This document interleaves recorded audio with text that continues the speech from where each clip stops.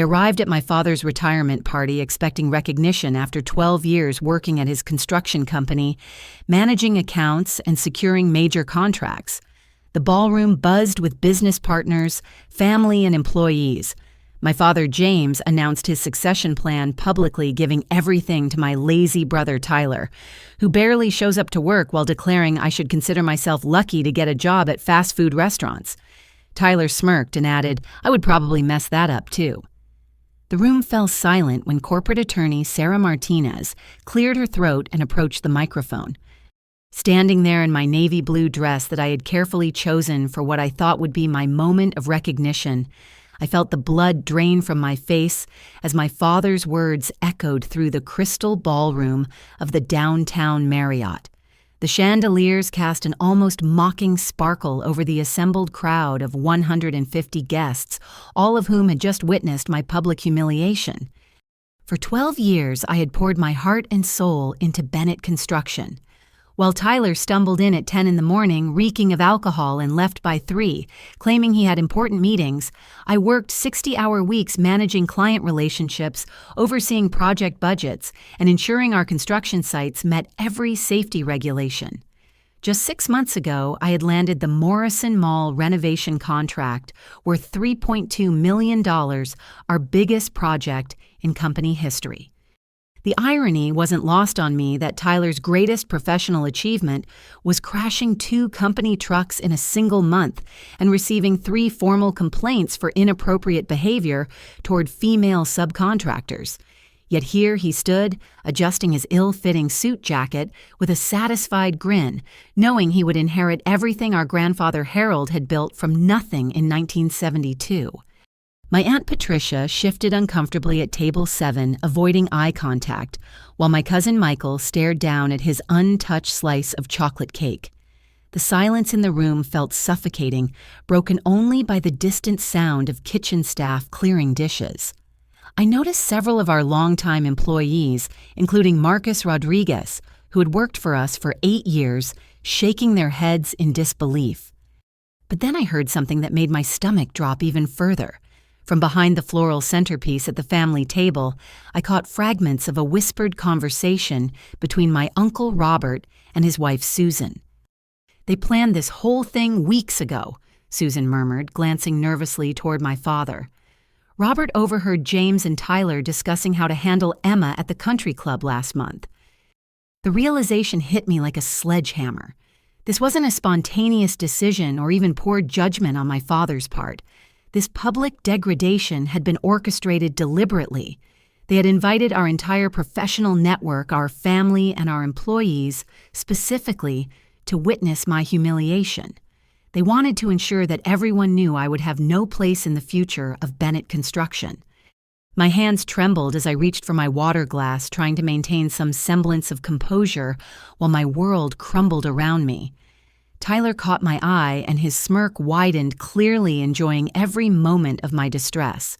I could feel tears threatening to spill over, but I refused to give them the satisfaction of seeing me break down completely.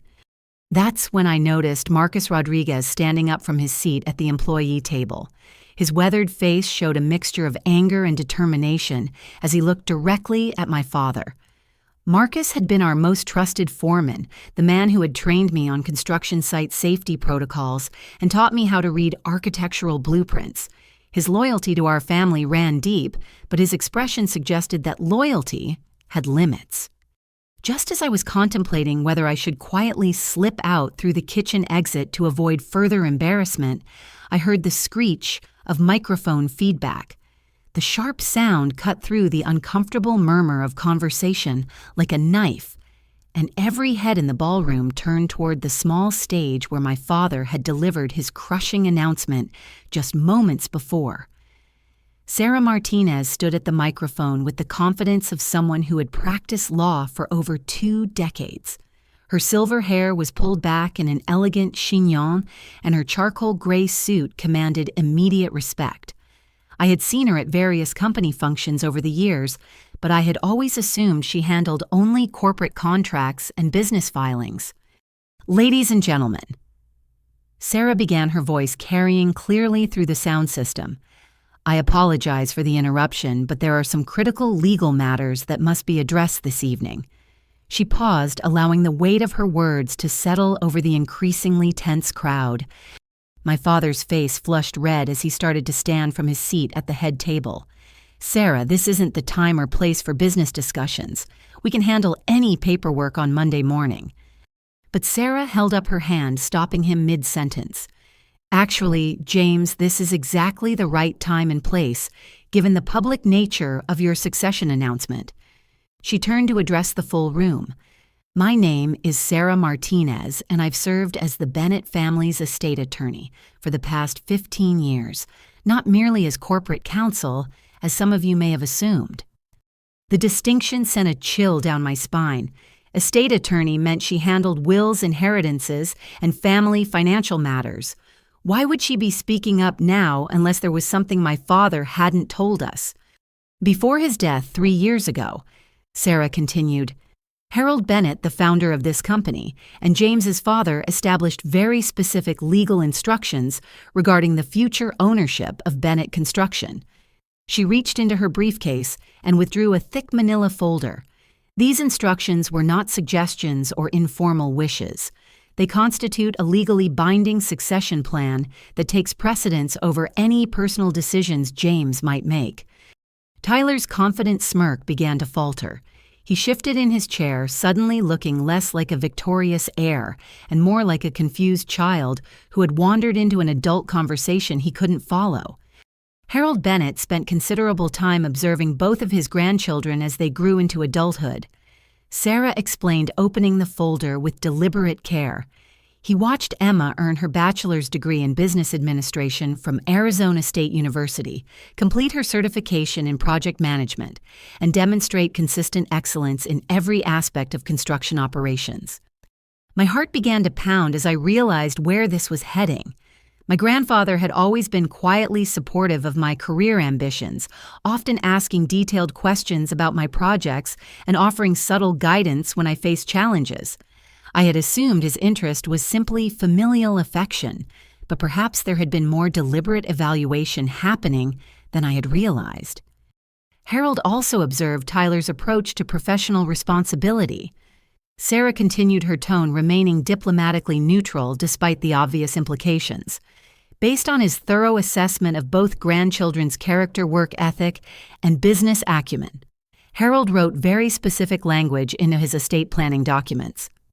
My father attempted another interruption. My father died 3 years ago, Sarah. His opinions about my children don't override my authority as the current owner of this company. Sarah's response was swift and definitive. Actually, James, they do. Harold retained certain controlling interests that transfer directly to his heir according to merit-based criteria he established. Those criteria are measurable, objective, and legally enforceable.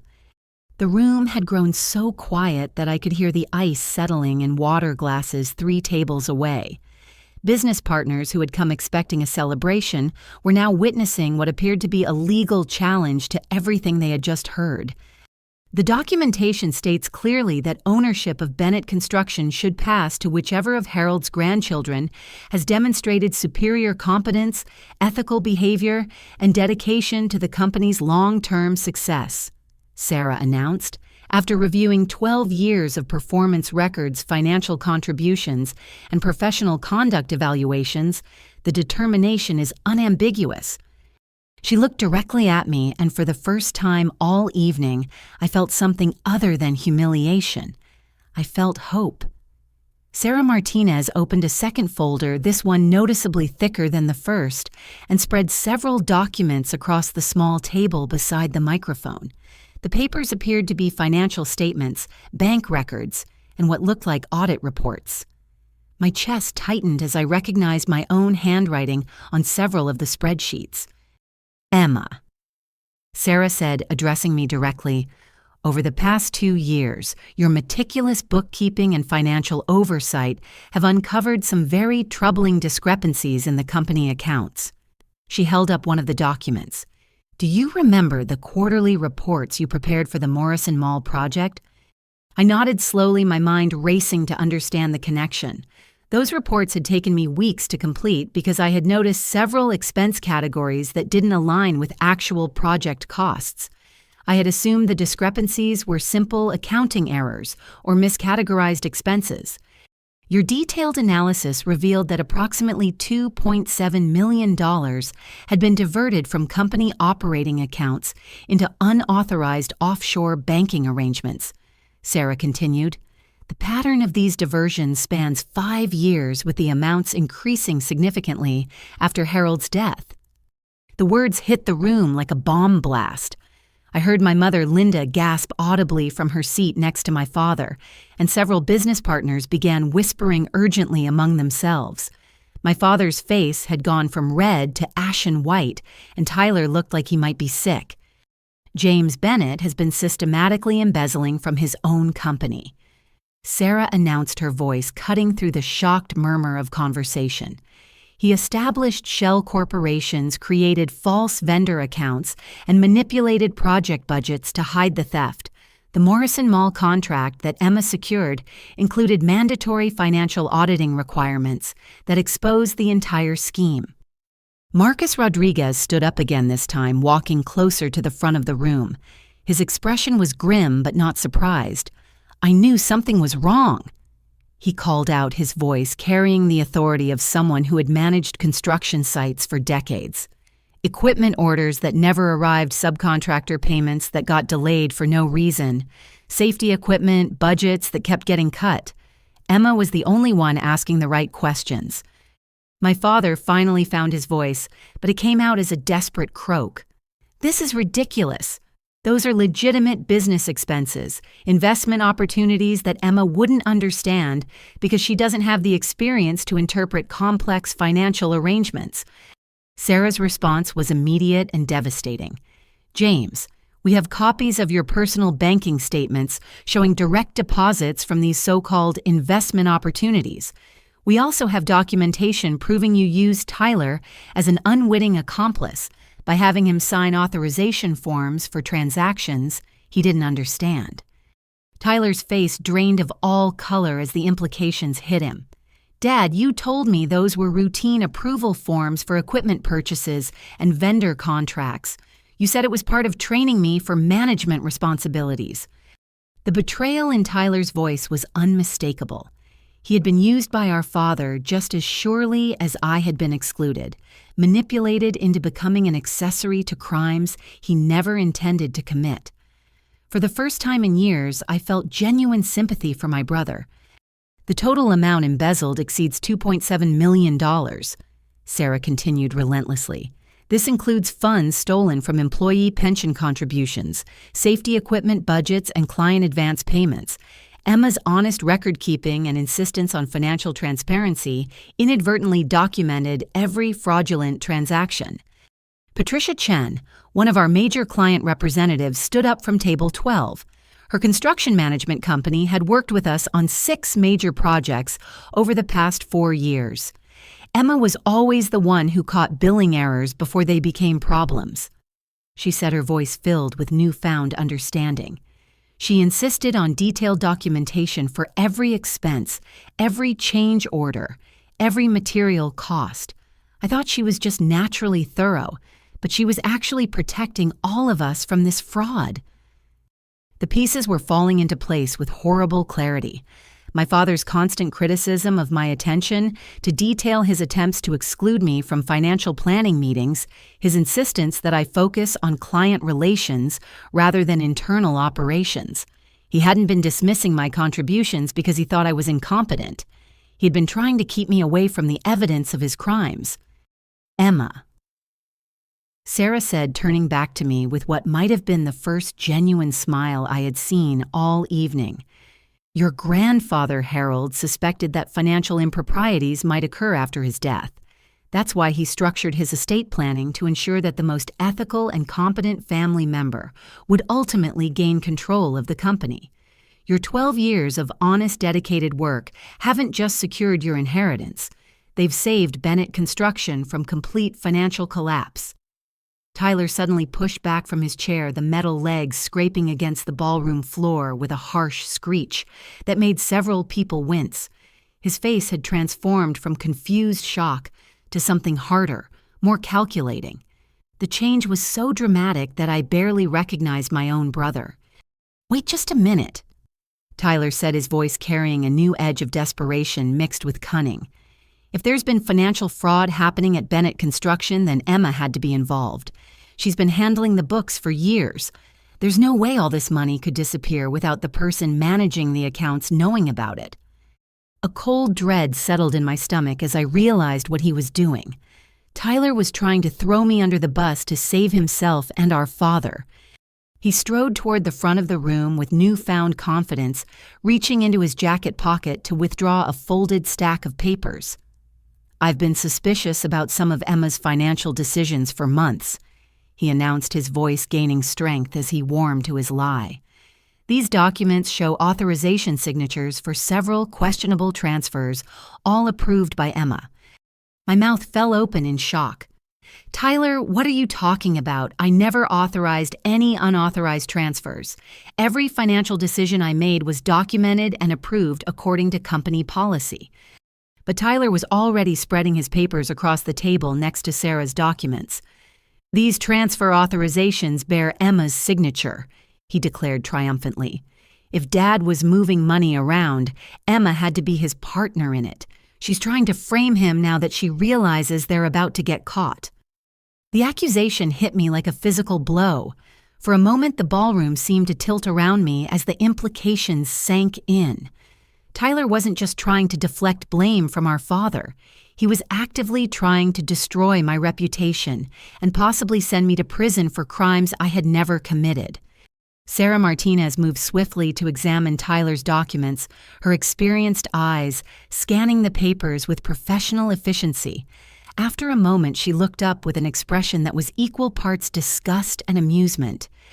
"Tyler," she said, her voice dripping with controlled contempt, "these signatures are forgeries, and rather poor ones at that. The handwriting analysis will easily prove they're fraudulent, but more importantly, we have security camera footage from the company offices showing exactly when and how these false documents were created." Tyler's confident facade cracked slightly, but he pressed forward with desperate determination. "That's impossible. Emma signed those forms herself. I watched her do it." "Actually," came a voice from table 15, "you watched me do it." Patricia Williams, our office manager for the past 6 years, stood up with her own folder of papers. Her normally cheerful demeanor had been replaced by steely resolve. "Tyler asked me to trace Emma's signature on several blank authorization forms last month. He told me it was for a surprise recognition ceremony where Emma would receive credit for financial improvements she had implemented. He said he wanted to have pre-signed forms ready to present as a gift." The betrayal cut deeper than anything my father had said during his speech. Tyler hadn't just been passively incompetent or manipulated by our father. He had been actively working to frame me for crimes I had never committed. He had planned to destroy my career and potentially my freedom to protect himself. Patricia kept copies of everything. Sarah continued, including security footage of Tyler instructing her on how to replicate Emma's signature style. We also have recorded phone conversations between Tyler and James discussing their plan to blame Emma for the embezzlement if they were ever discovered. Tyler's face had gone completely white now, and sweat was beading on his forehead despite the air conditioning in the ballroom.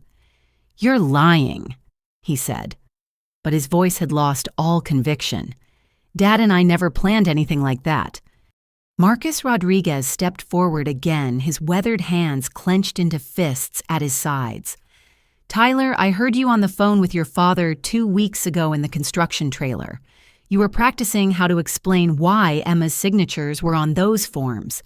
You were planning to throw your own sister under the bus to save your worthless hide." The room erupted in murmurs of shock and disgust. I could see several family members shaking their heads in disappointment, and business partners were beginning to distance themselves physically from our family table. But what hurt most was the realization that this betrayal had been planned well in advance. Tyler and my father hadn't just decided to humiliate me tonight. They had been preparing for months to frame me for serious financial crimes if their embezzlement was ever discovered. They had been willing to send me to prison to protect themselves. The recording equipment in James's office has been active for the past 6 months. Sarah announced, delivering what seemed to be the final blow. We have documented evidence of Tyler and James rehearsing their plan to blame Emma for their crimes, including discussions about which federal prison would be most suitable for a young woman convicted of white-collar fraud. The casual cruelty of that detail nearly brought me to my knees. They hadn't just planned to frame me, they had actually researched where I would be imprisoned if their plan succeeded. Tyler made one last desperate attempt to salvage the situation. None of this matters because Dad owns the company legally. Whatever Grandpa's will says, Dad has been running Bennett Construction for 3 years since Grandpa died. He has the right to make whatever financial decisions he wants. Sarah's smile was predatory as she reached for yet another folder. Actually, Tyler, your grandfather anticipated that possibility as well, which brings us to some additional documentation that I think everyone needs to hear.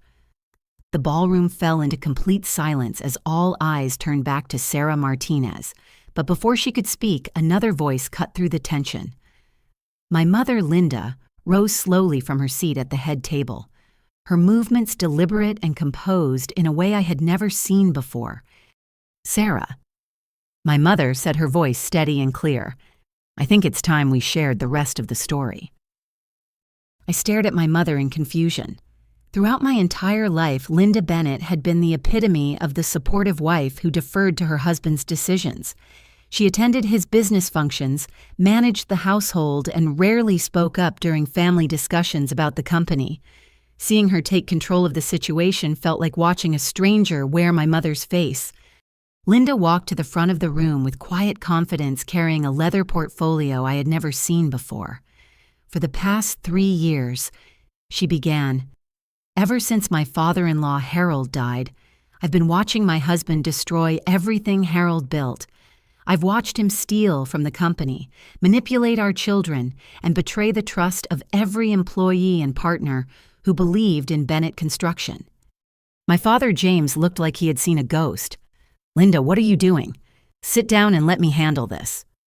But my mother ignored him completely, opening her portfolio to reveal a thick stack of documents, photographs, and what appeared to be electronic devices. I've been documenting every crime, every lie, and every cruel plan James and Tyler have made, she continued. For 3 years, I've been gathering evidence while pretending to be the obedient wife who doesn't understand business matters. She held up a small digital recording device. This contains over 40 hours of recorded conversations between James and Tyler, including detailed discussions about framing Emma for embezzlement, destroying her professional reputation, and ensuring she could never work in construction again. The revelation hit me like a thunderbolt.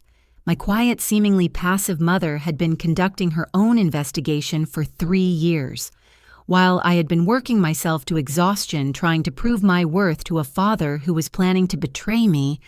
My mother had been secretly building a case against him. Linda? James said, his voice taking on a threatening tone.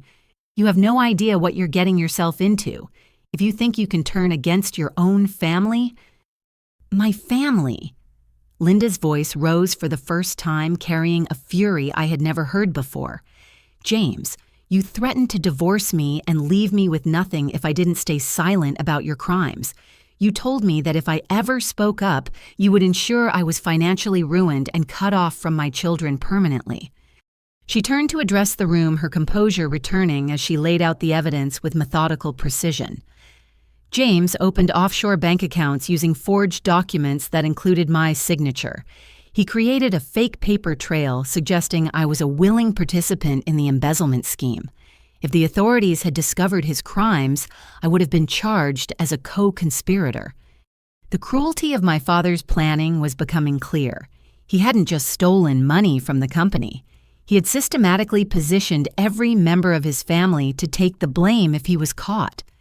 Tyler, through the forged authorization, forms me through my legitimate bookkeeping responsibilities, and my mother through fraudulent documentation suggesting she was his accomplice. Sarah Martinez nodded approvingly as Linda continued her revelations. Mrs. Bennett came to me 18 months ago with her initial concerns about her husband's behavior. We've been working together ever since to build an ironclad case that would protect Emma and expose the true extent of James's criminal activities. Linda reached into her portfolio again, withdrawing a series of bank statements and financial records. These documents show that James diverted company funds not just into offshore accounts, but also into personal gambling debts payments, to a private investigator to dig up dirt on Emma's personal life, and bribes to city inspectors to overlook safety violations on our construction sites. Marcus Rodriguez shook his head in disgust. That explains why we kept getting hassled by different safety inspectors. James was paying off some of them and hoping the others wouldn't notice the violations. The most damaging evidence, Linda continued, is this recording from 2 months ago. She activated a different device, and suddenly the ballroom was filled with the sound of my father's and brother's voices. James's voice crackled through the speaker. If anyone gets suspicious about the missing money, we blame Emma. She signed off on all the legitimate transfers, so it'll be her word against ours. Tyler's response was equally chilling. What if she tries to fight back legally? She won't have the resources for a long court battle, James replied. We'll make sure she's fired and blacklisted from every construction company in the state. By the time we're done with her, she'll be lucky to get that job at Wendy's I mentioned. The recording continued for another 30 seconds with my father and brother laughing about the prospect of destroying my career and reputation. Hearing their casual cruelty played back in front of everyone who knew us professionally was devastating, but also strangely liberating. Finally, everyone could hear the truth about what kind of men they really were. There are dozens more recordings like this, Linda said, turning off the device. James and Tyler spent months planning not just how to steal from the company, but how to ensure Emma would be blamed for their crimes. They researched which federal prison she would most likely be sent to, how much legal debt she would accumulate defending herself, and how to ensure she could never rebuild her professional reputation. My father stood up abruptly, his chair falling backward with a crash. This is all lies and manipulation. Linda, you've obviously been coached by Sarah to say these things. None of this would hold up in court. But Linda was ready for his objection. She withdrew a final document from her portfolio, this one bearing official letterhead. Actually, James, it will hold up in court because I've already provided copies of all this evidence to the Federal Bureau of Investigation. Special Agent Jennifer Walsh has been investigating construction industry corruption for the past 18 months, and our case has become part of a much larger federal probe. The bombshell left the entire room speechless. This wasn't just a family dispute or a civil matter anymore. Federal agents were involved, which meant my father was facing serious criminal charges that could result in decades in prison. Tyler slumped back into his chair, finally understanding that his father's crimes had dragged him into a federal investigation. Mom, I didn't know about the FBI. Dad told me this was just creative accounting and tax planning. Linda's expression softened slightly as she looked at Tyler. Son, your father has been manipulating you just as much as he's been manipulating Emma and me. But the difference is that Emma never signed any fraudulent documents or helped cover up any crimes. You did, even if you didn't understand what you were really doing. The revelation about federal involvement seemed to break a dam of professional restraint that had been holding back our business partners and employees. David Morrison, the developer behind our largest current project, stood up from table 8 with obvious determination. I need to make something clear to everyone in this room.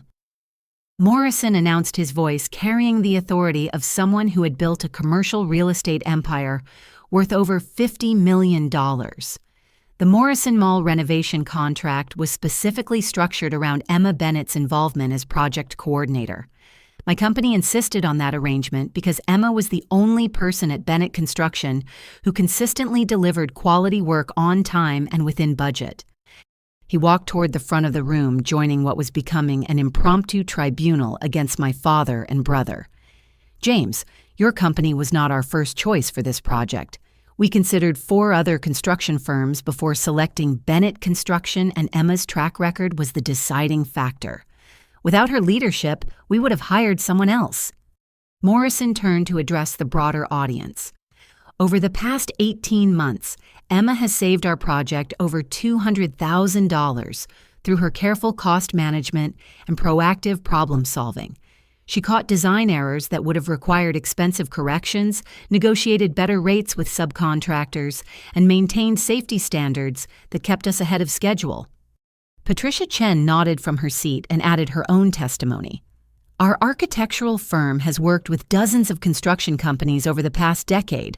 Emma Bennett is the most competent project manager we've ever encountered. She understands building codes, environmental regulations, and budget management better than most people with twice her experience. But Morrison wasn't finished. What makes this situation even more outrageous is that James has been billing our project for equipment and materials that were never delivered. Emma caught these discrepancies and brought them to our attention, but James told us they were simple accounting errors that would be corrected. The implications were staggering. My father hadn't just been stealing from the company's general accounts. He had been defrauding our clients directly, billing them for goods and services that were never provided. Marcus Rodriguez stepped forward again, his weathered face showing a mixture of anger and determination. Mr. Morrison, those weren't accounting errors. James was ordering materials for your project, then diverting them to side jobs he was doing for cash payments. Emma spent hours trying to track down missing supplies, and James kept telling her the vendors were just running behind schedule. The pattern of deception was becoming clear to everyone in the room. My father had been using our legitimate business operations as cover for multiple layers of fraud, theft, and tax evasion. Jennifer Walsh, the banker who handled our company's credit facilities, raised her hand from table 11. I need to inform everyone that First National Bank has been conducting its own investigation into Bennett Construction's financial practices for the past 6 months. Emma's loan applications and financial reports have been the only documents from your company that consistently matched our independent verification processes. She stood up, consulting notes from a leather-bound organizer. James submitted loan applications containing false information about company revenues, asset valuations, and outstanding debts. If we had approved those loans based on his fraudulent applications, our bank would have lost approximately $1.4 million. The financial implications kept expanding beyond anything I had imagined. My father's crimes weren't limited to stealing from the company. He had been attempting to defraud banks, clients, vendors, and government agencies. Emma's honest financial reporting actually saved our bank from making a costly mistake, Walsh continued. Her documentation showed the true state of Bennett Construction's finances, which prevented us from approving loans that could never have been repaid. Robert Chen, who represented the local construction workers union, stood up from table 14. We've been documenting safety violations at Bennett Construction job sites for the past 2 years, he announced. Workers have been complaining about inadequate safety equipment, rushed construction schedules that compromise building codes, and pressure to cut corners that put people's lives at risk. Chen consulted his own notes before continuing. Emma Bennett has been the only person in management who responded seriously to our safety concerns. She implemented new protocols, purchased proper equipment out of her own budget allocations, and ensured that workers received adequate safety training. Marcus Rodriguez nodded vigorously. Emma made sure our guys had proper harnesses, updated their certifications, and followed OSHA regulations, even when James was cutting the safety budget. She probably prevented serious injuries or deaths with her attention to detail. The testimonials were painting a picture that was the exact opposite of my father's public characterization of my abilities. While he had been publicly dismissing me as incompetent business partners, employees and professional associates had been relying on my work to protect their interests and ensure successful project outcomes. Morrison pulled out his phone and began scrolling through what appeared to be text messages. I have communications here between my company and Bennett Construction spanning the past 2 years. 93% of these messages are with Emma, not James. We stopped dealing with James directly because he was unreliable and often provided inaccurate information. He looked directly at my father with undisguised contempt. James, the only reason we maintained our contract with Bennett Construction was Emma's involvement. If she leaves your company, we'll terminate our agreement and pursue legal remedies for the fraudulent billing practices we've discovered. The message was clear and devastating. Not only was I not the liability, my father had portrayed me as I was actually the primary reason our major clients continued to work with Bennett Construction. Without me, the company would lose its most important contracts and face multiple lawsuits for fraud and breach of contract. I speak for several other business partners when I say that we will only continue our relationships with Bennett Construction if Emma assumes full operational control, Morrison concluded. James and Tyler have destroyed any trust we might have had in their leadership.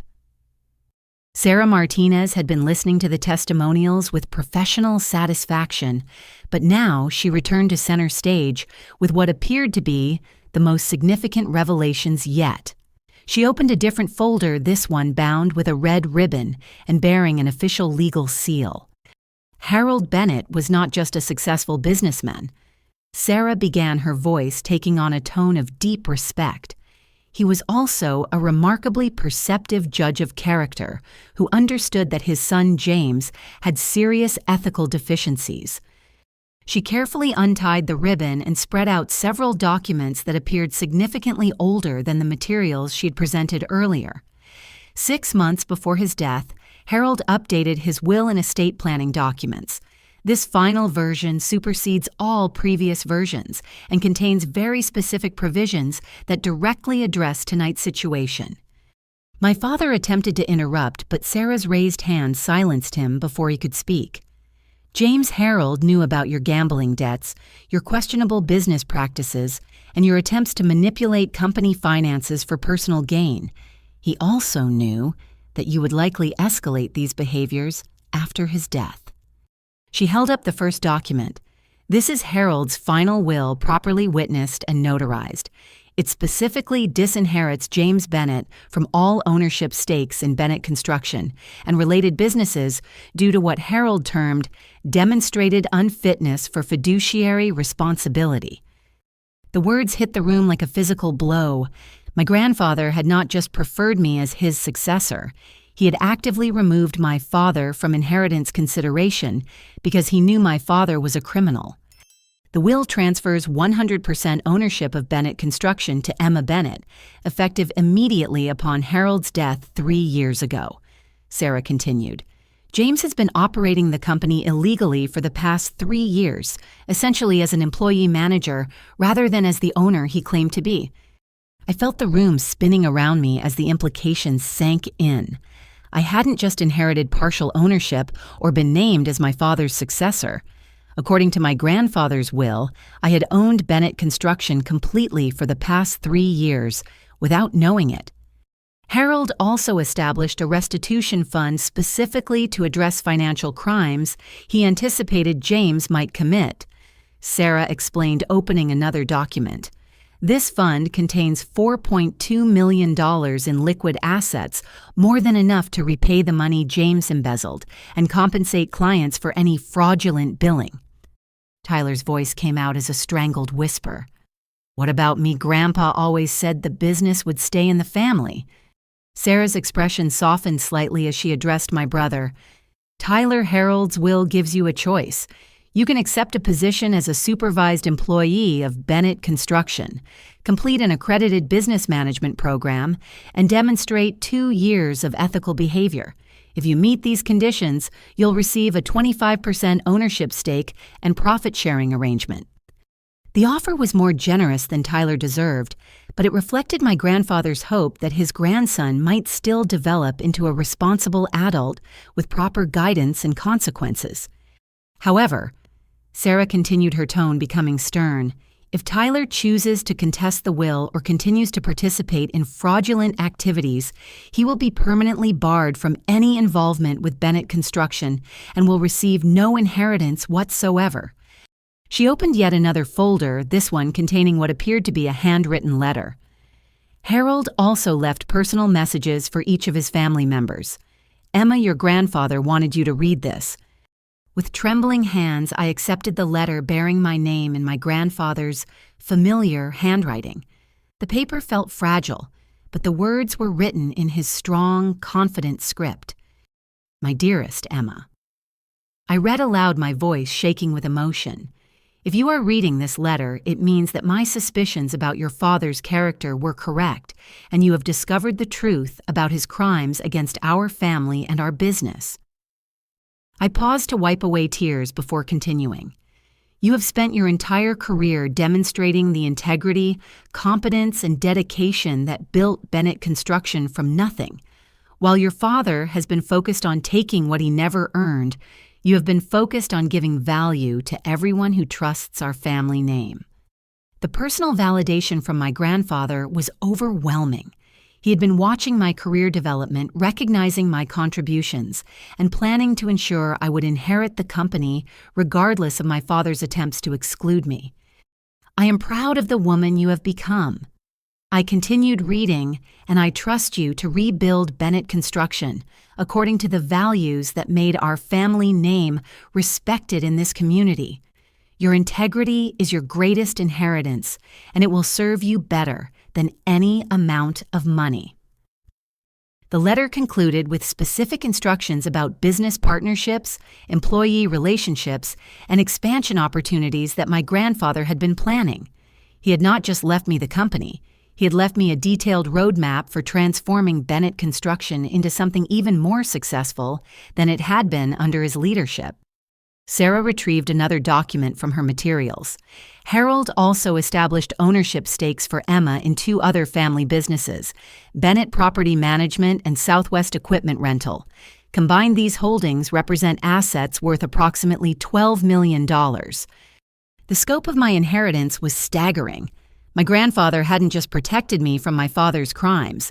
He had positioned me to become one of the most successful businesswomen in our region. James. Sarah said, turning her attention back to my father, Harold's will requires you to make full restitution for all embezzled funds, cooperate completely with any criminal investigations, and accept permanent removal from any management role in Bennett family businesses. If you refuse these terms, criminal prosecution will proceed immediately. My father's face had cycled through several shades of red and white during Sarah's presentation, but now he looked completely defeated. The elaborate schemes he had constructed to steal money and frame his family members had been anticipated and neutralized by his own father's superior planning. This is impossible, he said weakly. Dad died 3 years ago. How could he have known what would happen? Sarah's smile contained no warmth whatsoever. Harold Bennett spent 50 years in the construction business, James. He knew exactly what kind of man you were, and exactly what you would do given the opportunity. He planned accordingly. The revelations about my grandfather's will seemed to unlock a flood of additional support from sources I had never expected. Robert Martinez, the local construction union representative, stood up from table 16 with obvious determination. Emma, there are some things you need to know about how the construction community has been responding to your father's management over the past 3 years, he said, consulting a thick folder of his own. The Southwest Construction Alliance has been documenting safety violations, labor disputes, and ethical complaints related to Bennett Construction since Harold's death. He opened his folder to reveal photographs, incident reports, and what appeared to be formal complaints filed with various regulatory agencies. We've received reports about workers being pressured to ignore safety protocols, subcontractors not being paid on schedule, and materials being diverted from authorized projects. Martinez walked toward the front of the room, his weathered hands holding the evidence of my father's mismanagement. The union has been preparing to recommend that our members refuse to work on Bennett construction projects because of safety concerns. But we kept hearing from individual workers that Emma Bennett was different, that she insisted on proper safety equipment and fair treatment. Marcus Rodriguez nodded emphatically. Emma made sure we got our safety certifications updated, that our equipment was properly maintained, and that we had adequate time to complete work according to building codes. She was the only person in management who treated us like human beings instead of disposable resources. Martinez continued his presentation. 3 months ago, the union leadership met with representatives from Morrison Development, Chen Architecture, and 4 other companies that regularly work with Bennett Construction. We were preparing to organize a boycott of all Bennett Construction projects unless significant changes were made to management practices. The revelation was stunning. The construction community had been on the verge of destroying Bennett Construction's ability to operate, but they had been waiting to see if I would gain more influence over company operations. Emma, Martinez said, looking directly at me. Every major contractor, supplier, and trade union in this region has been waiting for you to take control of Bennett Construction. We've been extending credit, maintaining partnerships, and accepting safety risks, specifically because we believed you would eventually fix the problems your father created. Jennifer Walsh from First National Bank stood up again. The banking community has been following the same approach. Emma's loan applications were the only ones we trusted. Her financial projections were the only ones that proved accurate, and her project management was the only reason we maintained confidence in Bennett Construction's viability. She consulted her leather organizer before continuing. Emma, we've pre-approved a $5 million operating credit line for Bennett Construction under your ownership. This financing was specifically structured to exclude James and Tyler from any access or authority. The scope of professional support was overwhelming.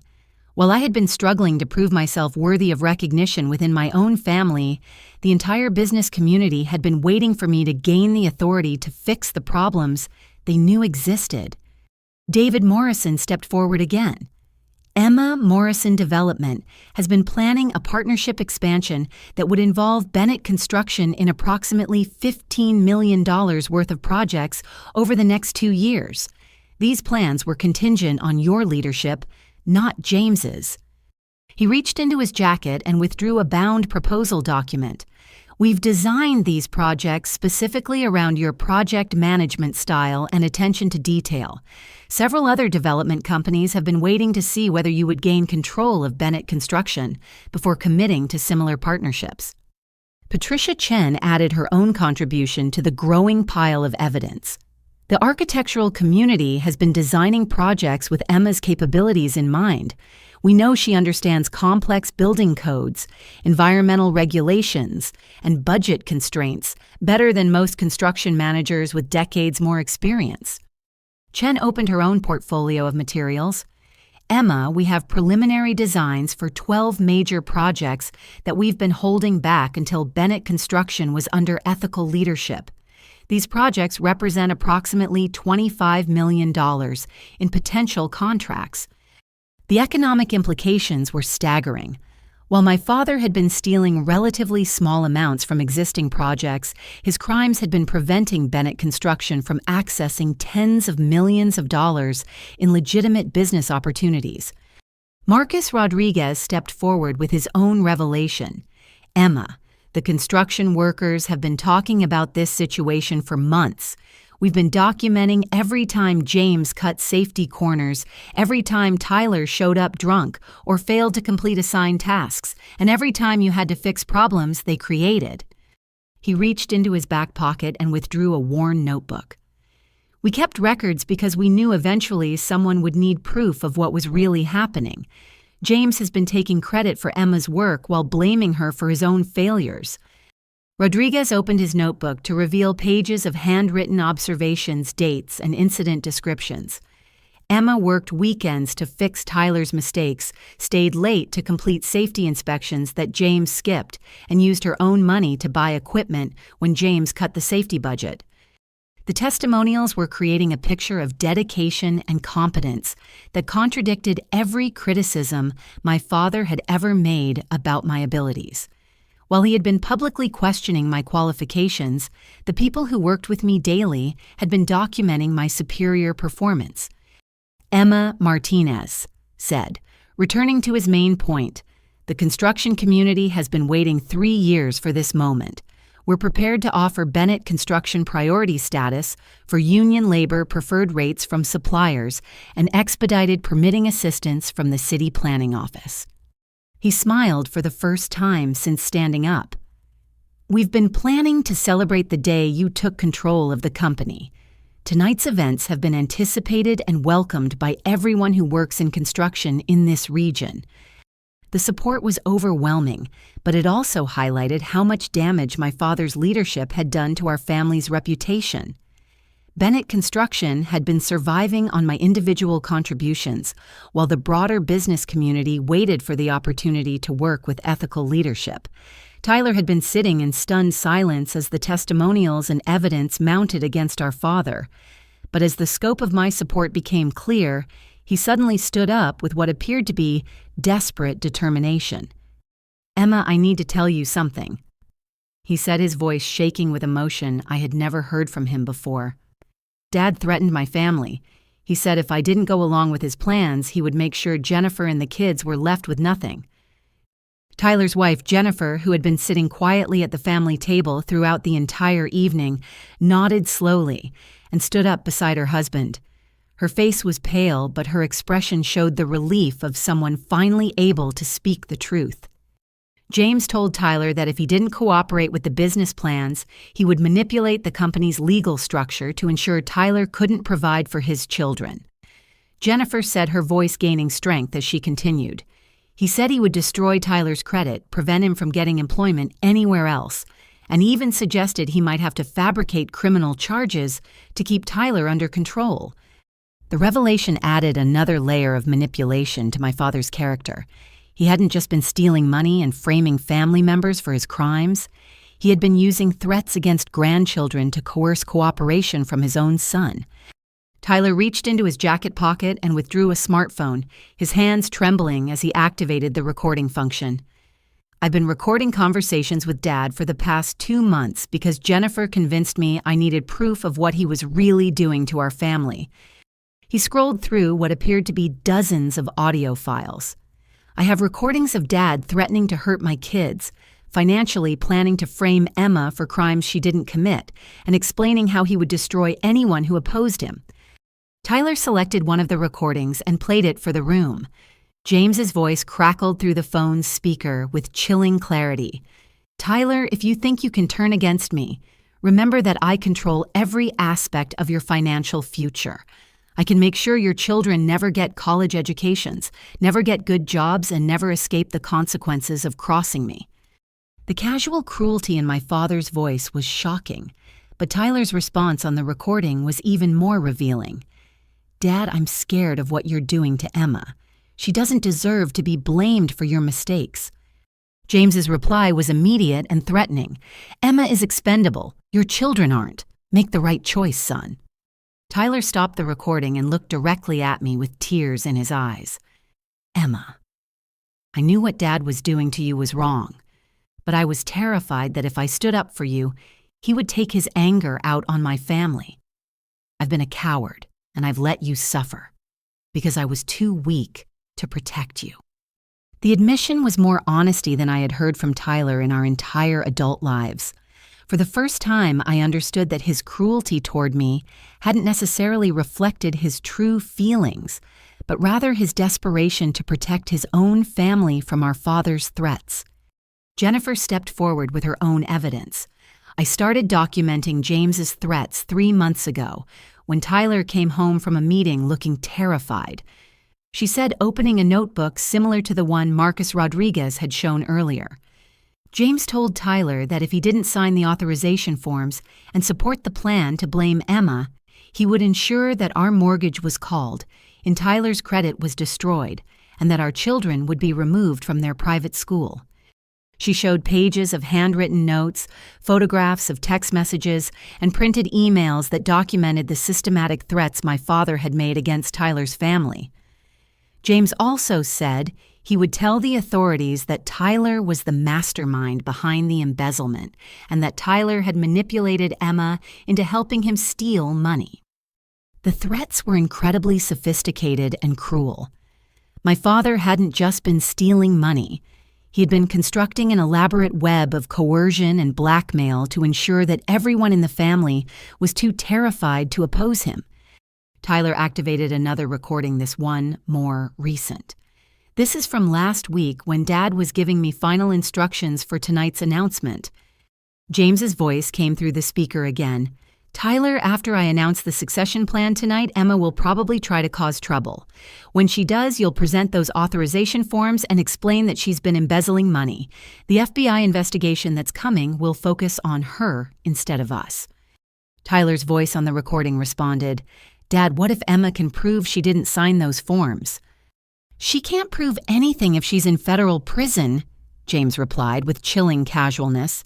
By the time she gets out, if she gets out, Bennett Construction will be long gone and will be living somewhere without extradition treaties.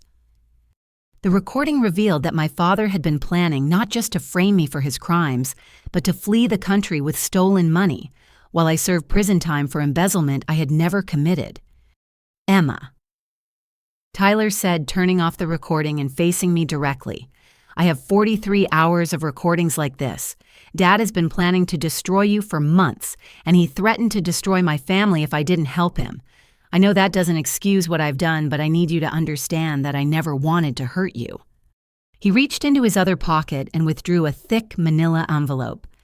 I also have photographs of the documents Dad asked me to sign, copies of the bank records he showed me to explain where the money was going, and evidence of the private investigator he hired to find compromising information about your personal life.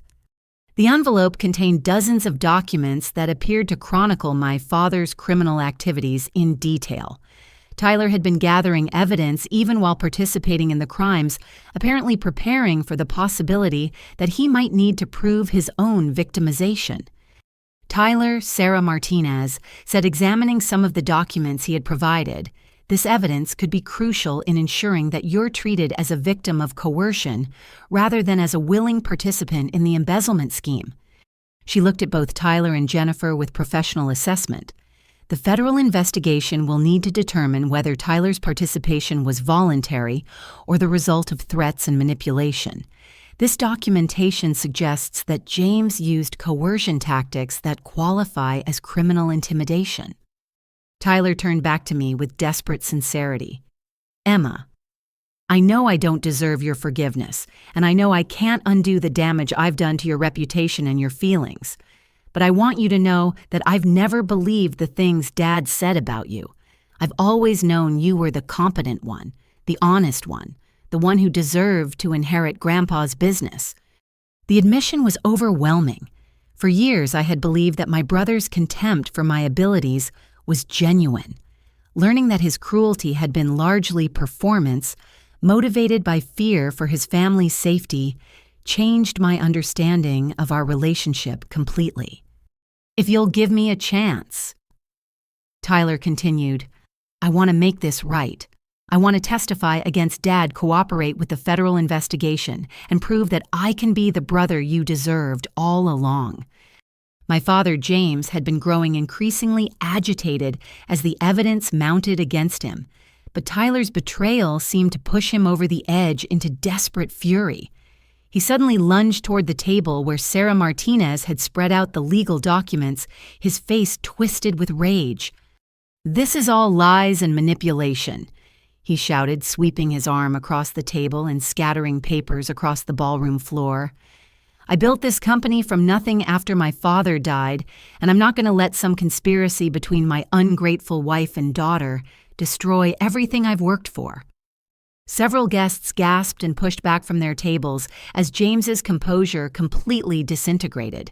Marcus Rodriguez and David Morrison moved closer to the front of the room, clearly preparing to intervene if my father became physically threatening. James, Sarah said with steely calm, "You need to step away from these legal documents immediately.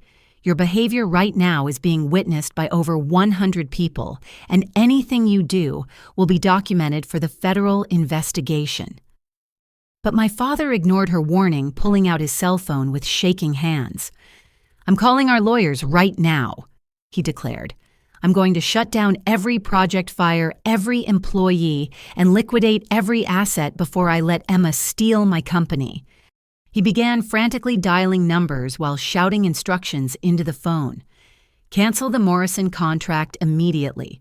Withdraw all funds from the operating accounts. Fire Marcus Rodriguez and anyone else who testified against me tonight." The desperate attempt to destroy the company rather than lose control of it revealed just how narcissistic and vindictive my father truly was. He would rather see Bennett Construction completely eliminated than allow me to inherit what my grandfather had intended for me. However, Sarah Martinez was ready for exactly this type of response. She calmly withdrew another folder from her briefcase and opened it to reveal what appeared to be court documents bearing official judicial seals. "James, you cannot cancel contracts, withdraw funds, or fire employees," she announced clearly. "As of 4 o'clock this afternoon, the federal court issued temporary restraining orders, preventing you from accessing any Bennett Construction accounts, making any personnel decisions, or altering any business relationships."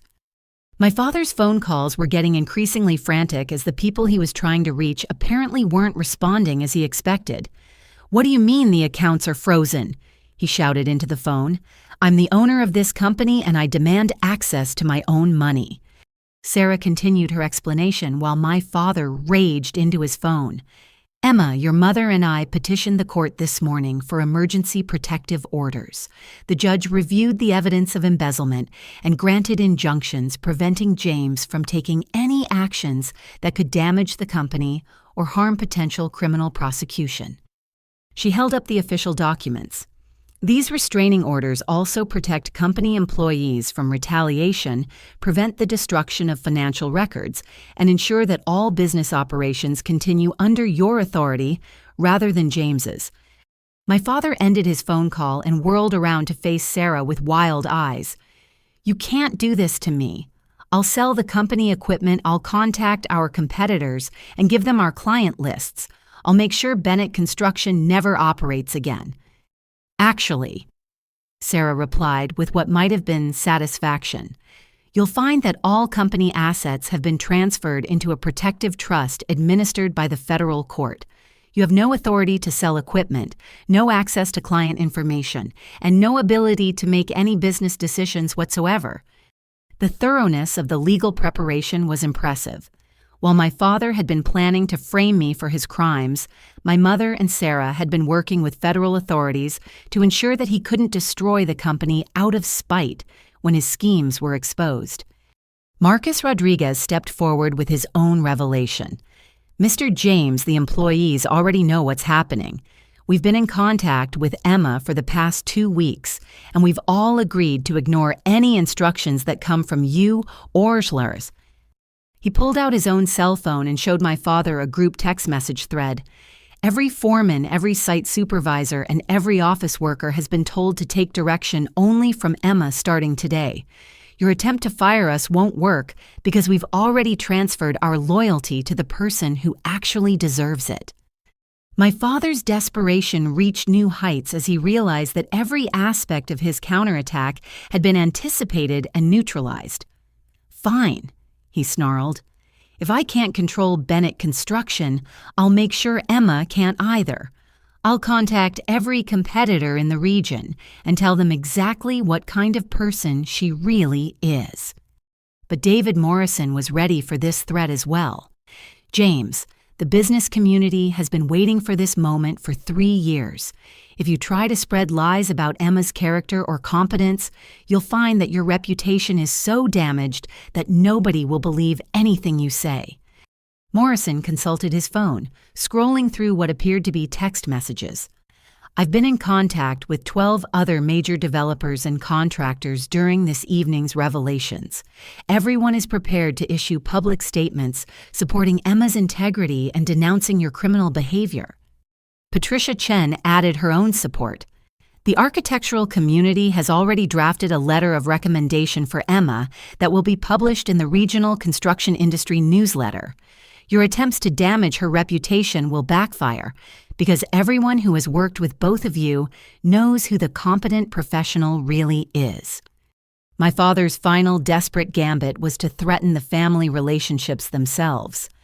"Linda," he said, turning to my mother with menacing intensity, "if you think you can divorce me and take half of everything I've built, you're mistaken. I'll fight you in court for decades, and I'll make sure you don't get a penny." But my mother was ready for this threat too. "James," she said with calm confidence, "I filed for divorce 2 months ago. The paperwork has been sealed pending the resolution of the federal criminal investigation, but the legal process is already underway." She reached into her portfolio one more time. "I've also filed for a protective order requiring you to maintain distance from me, from Emma, and from Tyler's family. If you attempt to contact any of us outside of supervised legal proceedings, you'll be arrested for violating a federal court order." The comprehensive nature of the planning was becoming clear. Every possible retaliation my father might attempt had been anticipated and prevented through legal channels, employee coordination, and business community cooperation. "This isn't over," my father said, his voice dropping to a threatening whisper. "I'll find ways to destroy all of you that you haven't thought of yet." Sarah Martinez stood up and activated her own recording device. "James, you just threatened multiple people in front of over 100 witnesses. Those threats will be included in the federal prosecution file, and they demonstrate exactly the kind of character that led your father to disinherit you in the first place." As if summoned by my father's escalating threats, the ballroom's main doors opened to admit 4 people in dark suits who walked with the unmistakable bearing of law enforcement officers. The lead figure, a woman in her 40s with silver-streaked hair and sharp eyes, approached the front of the room with official credentials in hand. "Ladies and gentlemen, I'm Special Agent Jennifer Walsh with the Federal Bureau of Investigation," she announced, her voice carrying absolute authority. "We apologize for interrupting your event, but we have warrants to execute and arrests to make." The entire ballroom fell into stunned silence as the reality of federal involvement became immediate and concrete. This wasn't just a family dispute or civil litigation anymore. Federal agents were taking people into custody. Agent Walsh consulted a folder of documents while 2 other agents positioned themselves near the exits. "James Bennett, you are under arrest for federal charges, including wire fraud, money laundering, tax evasion, and conspiracy to commit embezzlement. You have the right to remain silent. Anything you say can and will be used against you in a court of law." My father's face went completely white as the handcuffs clicked around his wrists. The transformation from arrogant patriarch to federal prisoner was swift and devastating. "This is a mistake," he stammered. "I demand to speak with my attorney immediately." "You'll have that opportunity after you've been processed," Agent Walsh replied professionally. "Tyler Bennett, you are also being taken into custody, but your status is currently listed as a cooperating witness rather than a primary defendant. Your cooperation over the past 2 months has been noted by the prosecution team." Tyler nodded with obvious relief as a different agent approached him with handcuffs. "I understand, Agent Walsh. I'm prepared to testify fully about everything my father forced me to do." Agent Walsh turned to address the broader room. "For everyone else present tonight, this arrest is the culmination of an 18-month federal investigation into corruption within the regional construction industry. Bennett Construction's case became central to our investigation when Mrs. Linda Bennett contacted our office with evidence of financial crimes." She gestured toward my mother with obvious respect. Mrs. Bennett's cooperation, along with evidence provided by Emma Bennett's meticulous financial record-keeping, has helped us expose a network of corruption involving multiple companies, city officials, and financial institutions. The scope of the investigation was far larger than I had imagined. My father's crimes weren't isolated incidents. They were part of a broader pattern of corruption that federal authorities had been tracking across the entire construction industry. Emma Bennett. Agent Walsh said, turning to me directly, "Your honest business practices and detailed documentation have been crucial in exposing this criminal network. Several other construction companies have been billing clients for materials never delivered, paying bribes to city inspectors, and manipulating safety records to hide violations." She opened her folder to reveal photographs and documents that appeared to involve companies I didn't recognize. "Your insistence on proper documentation and ethical practices actually helped us identify patterns of corruption that extended far beyond your family's business." Marcus Rodriguez stepped forward with obvious curiosity. "Agent Walsh, does this investigation affect other companies we've worked with?" "We'll be making additional arrests over the next several weeks," she confirmed. "The evidence trail from Bennett Construction led us to discover bid-rigging schemes, safety inspection fraud, and tax evasion involving approximately 12 other companies in this region. The revelation that my ethical approach to business had inadvertently exposed an entire criminal network was both overwhelming and gratifying.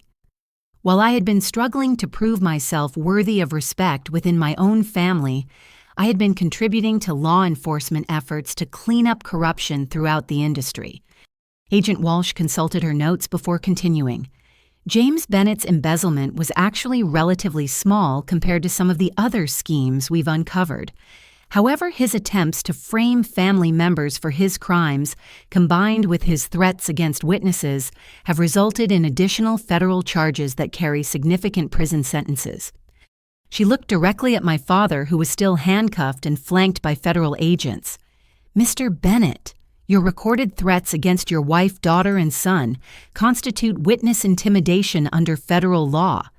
These charges alone carry potential sentences of up to 20 years in federal prison." The mathematical reality of my father's situation was staggering. Even if he somehow avoided conviction on the financial crimes, the witness intimidation charges were supported by dozens of recordings and over 100 witnesses to his behavior tonight. "Tyler Bennett's cooperation has been extensive and valuable," Agent Walsh continued. "He provided recordings, documentation, and testimony that corroborated evidence we had gathered through other sources. His willingness to expose his father's crimes despite personal risks will be considered favorably during sentencing proceedings." She turned back to me with what appeared to be genuine admiration. "Emma, your grandfather, Harold Bennett, contacted our office 6 months before his death with concerns about potential criminal activity within Bennett Construction. He provided us with financial records and asked us to monitor the situation after his death." The final revelation about my grandfather's foresight was stunning. He hadn't just anticipated my father's crimes and prepared legal protections. He had actually contacted federal law enforcement to ensure that criminal prosecution would be possible when the evidence was sufficient. "Harold Bennett was a remarkable man," Agent Walsh said. "He knew his son was likely to escalate his criminal behavior after gaining full control of the company, and he wanted to ensure that justice would be served when that happened." She gestured toward Sarah Martinez with obvious respect. The estate planning documents Harold prepared, combined with the federal investigation he initiated, created a comprehensive legal framework that has allowed us to prosecute these crimes effectively while protecting the legitimate business interests he wanted to preserve. As the agents prepared to escort my father and brother from the ballroom, Agent Walsh made one final announcement. "Ladies and gentlemen, Bennett Construction will continue operating under Emma Bennett's ownership. The federal investigation has cleared her of any involvement in the criminal activities, and we anticipate that the company's reputation will be enhanced rather than damaged by tonight's events." The irony was perfect. My father's attempt to destroy my career and reputation had instead resulted in federal recognition of my integrity and competence, while his own reputation and freedom were destroyed by his criminal choices. In the immediate aftermath of the arrests, the atmosphere in the ballroom shifted dramatically from shock and tension to something approaching celebration. As soon as the federal agents escorted my father and brother from the room, David Morrison stood up and began applauding. "Ladies and gentlemen," Morrison announced, his voice carrying over the murmur of conversation, "I think we've just witnessed one of the most remarkable demonstrations of integrity and courage in the history of our business community." The applause spread throughout the room as guests rose to their feet in recognition of what had transpired. For the first time all evening, I felt tears of relief and gratitude rather than humiliation and betrayal. Patricia Chen joined Morrison at the front of the room, carrying what appeared to be an official proclamation. Emma, the City Planning Commission, met in emergency session this afternoon after receiving advance notice of tonight's events. We voted unanimously to award you the Municipal Service Recognition for your contributions to ethical construction practices and public safety. She unfolded the document and began reading. Whereas Emma Bennett has consistently demonstrated superior professional competence, ethical leadership, and commitment to public welfare in her management of construction projects within our city limits, and whereas her diligent record-keeping and adherence to safety protocols have prevented potential injuries and property damage, the City Planning Commission hereby recognizes her as Construction Professional of the Year. The recognition was unexpected and deeply meaningful. While my father had been publicly dismissing my capabilities, city officials had been documenting my contributions to public safety and professional standards. Sarah Martinez approached me with yet another folder, this one containing documents that appeared to be financial statements and investment records. "Emma, there are some additional aspects of your grandfather's estate planning that we haven't discussed yet." She opened the folder to reveal bank statements and investment portfolios I had never seen before. Harold Bennett established several educational and professional development accounts specifically for your benefit. He anonymously funded your college education, paid for your professional certifications, and invested in your continuing education without your knowledge. The revelation explained some mysteries from my past. I had received several unexpected scholarships and training opportunities that had seemed almost too good to be true, but I had assumed they were based on merit alone. Harold also established an investment portfolio in your name that has been growing for the past 15 years. Sarah continued. The current value is approximately $800,000, intended to provide you with financial security as you assume leadership of Bennett Construction. The scope of my grandfather's planning was breathtaking. He'd been preparing me for business leadership not just through work experience, but through financial education and professional development that I hadn't even realized was happening. Robert Martinez from the construction union stepped forward with his own announcement. Emma, the Southwest Construction Alliance, voted this morning to offer Bennett Construction preferred status for all municipal and commercial projects. This designation is usually reserved for companies with at least 20 years of exemplary performance. He consulted his notes before continuing. Based on your individual track record and the testimony we've heard tonight, we're also prepared to recommend Bennett Construction for the Regional Excellence in Construction Award, which includes priority consideration for state and federal government contracts. The professional recognition was overwhelming, but Marcus Rodriguez had even more significant news. Emma, the employees took a vote before the arrests happened. We want you to know that 100% of Bennett Construction workers are committed to staying with the company under your leadership. He smiled with obvious pride. We've also been talking to workers from other construction companies who want to join Bennett Construction because of your reputation for fair treatment and safety standards. We could expand our workforce by 50% within the next 6 months if we have enough projects to support additional hiring. The employee loyalty was the most meaningful recognition of all.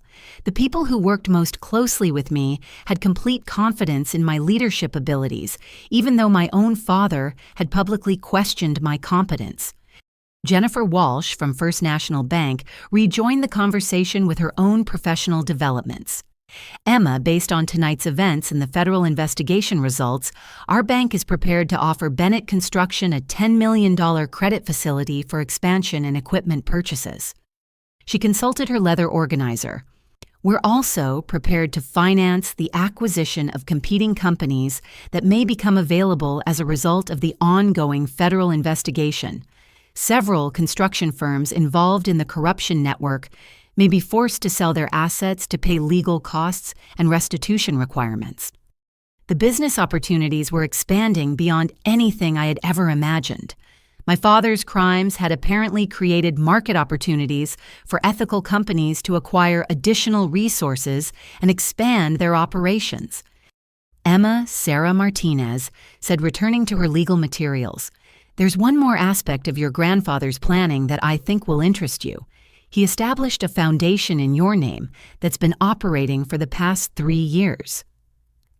She withdrew another set of documents. The Harold Bennett Construction Ethics Foundation has been providing scholarships for women pursuing careers in construction funding, safety equipment for small construction companies, and supporting research into improved building safety standards. The foundation had been operating with an initial endowment of $2 million, supplemented by annual contributions from several other construction companies that had been inspired by my grandfather's ethical leadership. "Harold wanted you to discover the foundation after you inherited Bennett Construction," Sarah explained. "He believed that ethical business practices should be actively promoted throughout the industry, and he wanted you to lead those efforts." The responsibility was daunting but incredibly meaningful. My grandfather hadn't just left me a successful business. He had positioned me to become a leader in promoting ethical standards throughout the entire construction industry. David Morrison had been consulting his phone throughout these revelations, and now he approached with obvious excitement. "Emma, I've been in contact with development companies throughout the Southwest region. Based on tonight's events, Morrison Development has received inquiries from firms in Phoenix, Denver, and Las Vegas about partnering with Bennett Construction on major projects." He showed me his phone screen, which displayed a series of text messages and email notifications. "These are preliminary discussions about approximately $40 million in potential contracts over the next 3 years. Your reputation for integrity and competence has apparently spread far beyond our local market." The scale of opportunity was staggering. My father's public humiliation of me had inadvertently become a demonstration of my character and abilities in front of exactly the people who could provide business opportunities I had never dreamed possible. As the immediate excitement of recognition and business opportunities began to settle, I found myself facing the more complex challenge of rebuilding relationships with family members who had remained silent during my public humiliation but were now eager to express their support. My Aunt Patricia approached me with obvious embarrassment, her hands clasped nervously in front of her. "Emma, I owe you an enormous apology for not speaking up when your father was treating you so cruelly tonight. I was shocked by what he said, but I was too cowardly to challenge him in front of everyone." She paused, struggling to find words for her regret. "I've watched you work harder than anyone else in this family for years, and I knew your father was wrong to dismiss your contributions. I should have said something, and I'm ashamed that I stayed silent when you needed support." My cousin Michael joined his mother, his own expression showing similar regret. "Emma, several of us were actually planning to speak up if Sarah Martinez hadn't intervened when she did. We couldn't believe Dad was being so unfair to you, but we were waiting to see if the situation would resolve itself without causing a family confrontation." The apologies were appreciated, but they also highlighted how isolated I had been within my own family. Even relatives who recognized my father's unfairness had been unwilling to support me publicly until the legal revelations made it safe to do so. My Uncle Robert stepped forward with his own contribution to the family reckoning. "Emma, I need to tell you that I've been documenting James's behavior toward you for the past 2 years. I was planning to offer you a position with my landscaping business if Bennett Construction became completely unbearable." He reached into his jacket and withdrew a business card and what appeared to be a job offer letter. "I've been preparing a partnership proposal that would have allowed you to start your own construction company, with financial backing from several family members who believed you deserved better treatment." The revelation that extended family members had been planning their own intervention was both touching and frustrating. While I appreciated their concern, their willingness to help me escape rather than confront the problem directly showed how much my father's bullying behavior had intimidated the entire family. My mother, Linda, approached with her own agenda for rebuilding family relationships. "Emma, I want you to know that my decision to gather evidence against your father wasn't just about protecting you from criminal charges. I was also trying to preserve the possibility of genuine family relationships based on honesty rather than fear." She opened her portfolio to reveal what appeared to be personal letters and family photographs. "I've been documenting not just James's crimes, but also his emotional abuse of everyone in the family. Tyler's children have been afraid to visit their grandfather because of his unpredictable anger, and I've been worried about the psychological impact of his behavior on all of us." The broader pattern of abuse was becoming clear. My father's treatment of me hadn't been an isolated problem. It had been part of a systematic pattern of controlling and intimidating family members to maintain his authority. Linda.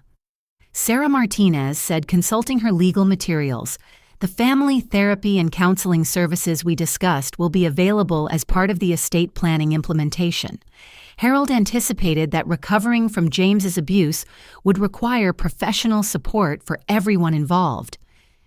She opened another folder containing what appeared to be contact information and service descriptions. "Harold established a family counseling fund specifically to help family members heal from whatever damage James might inflict during his period of control over the company. My grandfather's foresight had extended even to anticipating the psychological consequences of my father's behavior and ensuring that resources would be available to help the family recover." Tyler's wife, Jennifer, approached me with her own perspective on family healing. "Emma, Tyler's been in individual counseling for the past 3 months, trying to understand why he was so willing to hurt you to protect himself. He knows that fear doesn't excuse the cruelty, and he's committed to becoming the brother you deserved all along." She paused, choosing her words carefully. "Tyler realizes now that standing up to your father earlier might have prevented a lot of the damage that's been done to everyone. He's prepared to spend as long as it takes, proving that he can be trustworthy and supportive." The possibility of a genuine relationship with my brother was appealing, but I knew that rebuilding trust would require consistent demonstration of change over an extended period. Patricia Chen, who had been observing the family dynamics with professional interest, offered her own insight. "Emma family business relationships require the same kind of structural planning that construction projects do. You'll need clear boundaries, defined responsibilities, and measurable accountability to ensure that past patterns don't repeat themselves." Her observation was insightful. Rebuilding family relationships would require the same systematic approach that had made me successful in construction management. Emma. My mother said, returning to her personal agenda, "I'm planning to start an interior design business that could partner with Bennett Construction on residential and commercial projects. I want to build something positive from this situation rather than just escaping from the damage James caused." She showed me preliminary business plans and portfolio materials that demonstrated serious preparation. "I've been developing these plans for 6 months with Sarah's legal assistance and financial guidance from Harold's Foundation. This isn't just a reaction to tonight's events. It's been a long-term strategy for creating healthy family business relationships." The prospect of working professionally with my mother was intriguing and potentially very successful. Her eye for design combined with my project management skills could create unique value for clients who wanted comprehensive construction and interior design services. Marcus Rodriguez had been listening to the family discussions with obvious interest. Emma, the construction workers have been talking about what kind of company culture we want to build under your leadership.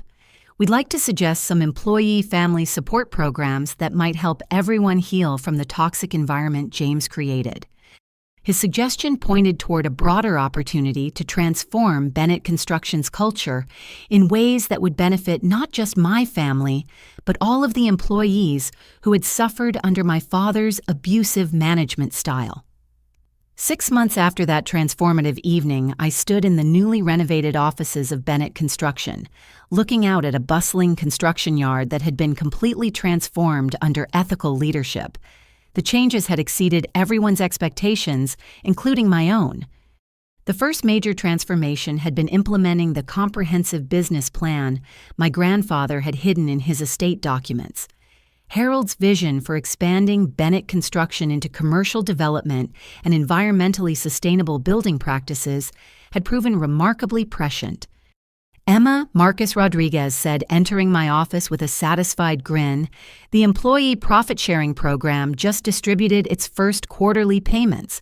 Every worker received an average bonus of $3,200, and morale has never been higher.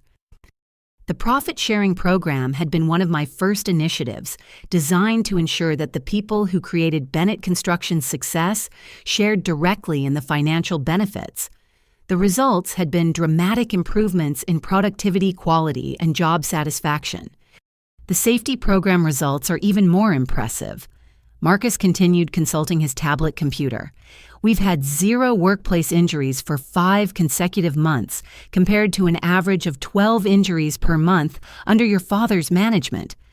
The safety improvements had resulted not just from better equipment and training, but from creating a workplace culture where employees felt empowered to speak up about potential hazards without fear of retaliation. Jennifer Walsh from First National Bank had become a regular visitor as Bennett Construction's expansion required increasingly sophisticated financial services. Emma, your company's credit rating has improved to the highest level in our bank's history. Your transparent financial management and consistent profitability have made Bennett Construction our most trusted business partner. The financial transformation had been remarkable. By eliminating my father's embezzlement and implementing efficient cost management, Bennett Construction's profitability had increased by 67%, while actually reducing prices charged to clients. The expansion into green construction has been incredibly successful, Jennifer continued. Your solar panel installation projects and energy-efficient building retrofits have generated over $2 million in revenue this quarter alone. The environmental focus had attracted clients who were willing to pay premium prices for sustainable construction practices, creating a profitable niche market that my grandfather had anticipated would become increasingly important. Tyler entered my office carrying project plans and wearing work clothes that showed evidence of actual construction site involvement. His transformation had been one of the most surprising aspects of the past 6 months. Emma, the Morrison Mall project, finished 2 weeks ahead of schedule and 8% under budget. He reported with obvious pride. The client has already contracted us for 3 additional projects based on our performance. Tyler's completion of a comprehensive business management program combined with addiction counseling and family therapy had revealed capabilities I hadn't known he possessed. With proper support and clear expectations, he had developed into a competent project supervisor. The federal prosecutors confirmed that Tyler's cooperation was exemplary. Sarah Martinez said joining our meeting with legal updates. His testimony was crucial in convicting not just your father, but also 5 other construction company owners involved in the corruption network.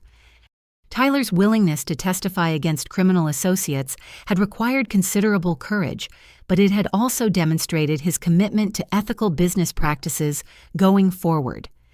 James received a sentence of 18 years in federal prison, Sarah continued. The judge specifically noted that his attempts to frame family members and intimidate witnesses showed a level of moral bankruptcy that warranted the maximum sentence allowed under federal guidelines. The justice system had delivered appropriate consequences for my father's crimes, providing closure for everyone he had victimized through his fraudulent and abusive behavior. David Morrison arrived for our scheduled partnership meeting, bringing news of even larger business opportunities. Emma, the Regional Development Authority, has selected Bennett Construction as the primary contractor for the new municipal complex project. The contract value is $12.4 million, and it's specifically based on your company's reputation for ethical practices and superior quality. The municipal contract represented recognition from the highest levels of regional government that Bennett Construction had become the gold standard for construction integrity and competence. We're also finalizing partnerships with development companies in 4 other states. Morrison continued, "Your reputation for ethical business practices has spread throughout the Southwest region, and major developers want to work with a company they can trust completely." The interstate expansion opportunities represented growth potential that would transform Bennett Construction from a regional company into a major player in the Southwest construction market. Patricia Chen had brought architectural plans for what would be Bennett Construction's largest project to date. "Emma, we've designed a mixed-use development that incorporates every innovation in sustainable construction that your grandfather envisioned. The project will serve as a showcase for environmentally responsible building practices throughout the region." The Sustainable Development Project represented the convergence of ethical business practices, environmental responsibility, and profitable construction that my grandfather had believed would define the industry's future. My mother, Linda, arrived with her own business update, carrying portfolio materials that showed the successful growth of her interior design partnership with Bennett Construction. "Emma, our collaboration has generated over $800,000 in combined revenue this quarter. Clients love the convenience of coordinated construction and interior design services." The family business partnership had evolved into a model for how relatives could work together productively when relationships were based on mutual respect and clearly defined professional boundaries. The Harold Bennett Construction Ethics Foundation has awarded its first scholarships. Sarah Martinez announced, showing me a folder of recipient information. 15 women received full funding for construction management education, and 12 small construction companies received grants for safety equipment upgrades. The foundation's activities had extended my grandfather's ethical legacy throughout the region, creating ripple effects that would improve construction industry standards for decades to come. Emma Marcus Rodriguez said, returning to our meeting with employee representatives, "The workforce has voted unanimously to recommend Bennett Construction for the National Construction Excellence Award. The application deadline is next month, and we believe your company's transformation could serve as a model for the entire industry." The national recognition opportunity represented validation that Bennett Construction's ethical transformation had achieved significance beyond our regional market. As I reviewed the comprehensive evidence of positive change, I realized that my grandfather's faith in my character and abilities had been completely vindicated. Bennett Construction had not just survived my father's criminal leadership, but had flourished under ethical management in ways that exceeded the company's historical performance. 1 year after that evening, that changed everything. I stood before the Southwest Construction Alliance's annual conference, addressing an audience of over 500 construction professionals as the keynote speaker.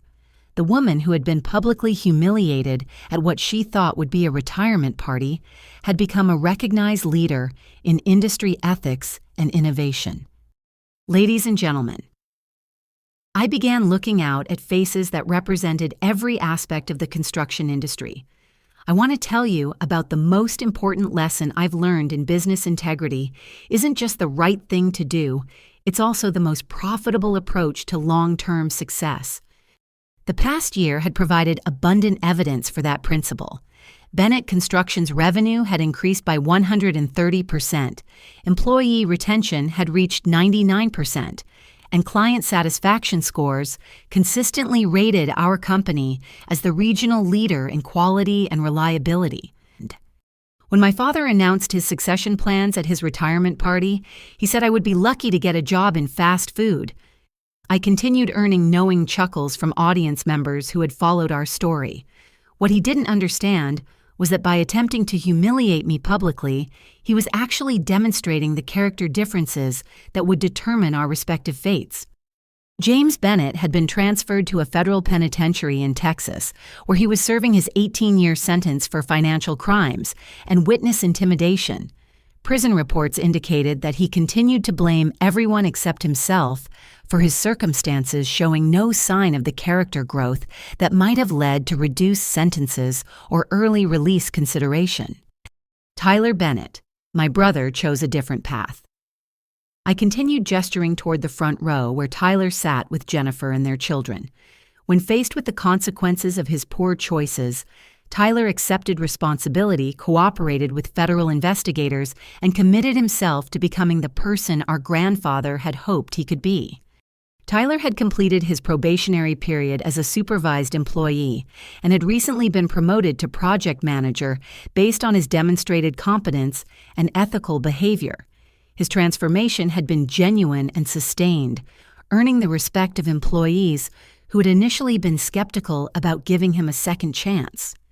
Tyler now serves as Bennett Construction's Director of Safety and Ethics Training, a position he created by recognizing that our industry needs systematic approaches to preventing the kind of corruption that damaged so many companies in our region. I explained. His work developing ethics training programs had attracted attention from construction companies throughout the Southwest, creating consulting opportunities that enhance both Tyler's professional reputation and Bennett Construction's industry leadership position. My mother Linda discovered that her years of silent observation had actually prepared her to become a successful business owner in her own right. I continued noting Linda's presence at the conference with several of her interior design employees. Linda Bennett Design had grown into a 20-person company that partnered not just with Bennett Construction, but with architectural firms and other contractors throughout the region. Her business had been featured in regional design magazines as an example of sophisticated interior design that enhanced construction project value. The Harold Bennett Construction Ethics Foundation has now provided scholarships for over 100 women pursuing construction careers, funded safety equipment upgrades for 43 small construction companies, and supported research that has improved industry safety standards. I announced, drawing sustained applause from the audience. The foundation's work had become a model for industry self-regulation and professional development, demonstrating how successful companies could contribute to broader improvements in construction practices. But the most important lesson from our family's experience is that character cannot be faked indefinitely. I said, reaching the heart of my message to the industry audience. Ethical behavior isn't just about following rules or avoiding criminal prosecution. It's about building the kind of relationships and reputation that create sustainable success. I gestured toward Marcus Rodriguez and the other Bennett Construction employees who had attended the conference. The people who work most closely with you know exactly what kind of person you really are. They know whether your success is based on competence or manipulation, whether your leadership is based on respect or fear, and whether your business practices serve your community or exploit it. Marcus had been promoted to operations director and had become a sought-after speaker on construction management topics.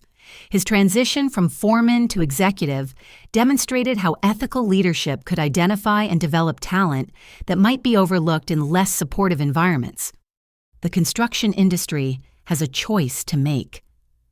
I continued building toward my conclusion.